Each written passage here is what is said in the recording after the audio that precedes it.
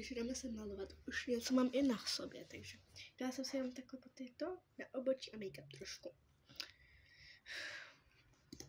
Rosenku dáme tohle. Tak.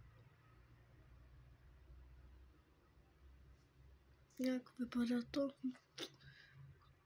No i hezčí by to mohlo být. Tak. Takhle.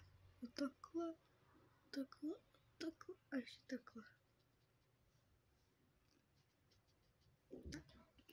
A teďka to už jenom rozblendíme. Ještě potom zase to, no, jako uděláme to i víc, jako to. Jako dneska, i včera, i všude, no včera úplně ne, ale vlastně bylo make-upový počasí a teďka tak mě prší úplně všechno, takže ani ven nemůžu. Ale vlastně je to jako jedno, že nechodím ven tak, co? Ještě trošku půdu si dáme. Já nevím, protože na všechno používám jeden štětec. Počkej, já to zkusím, takhle se poznává. Moc tam toho nemám.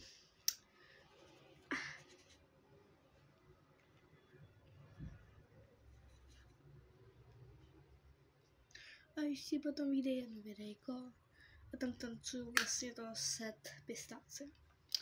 No jako netancuju, ale prostě zpívám. Tohle nemůžu, takže to ne. To je ten štětec na make-up. Asi na make-up, já nevím. Ačka, já to mám na ruku. Tak já si to dám na ruku, tak čekám, to ukážu. Takhle na ruku to mám. A někdo je furt a někdo nám furt křičí jak malý děcko. Je to dospělák, takže to je fakt super. A za chvíli tohle video bude končit, protože tady nahoře, no u vás asi dole, ale já to vidím nahoře, tak když to natáčím, tak prostě to... Já se do školy nemaluju. I co vy, malujete se do školy? Jak se maximálně tak rtěnku nebo řasenku si dávám. Ale spíš tu řasenku, protože rtěnka moc nevydrží, jestli to znáte. Tak. A teďka to dokončím a ukážu vám finální výsledek.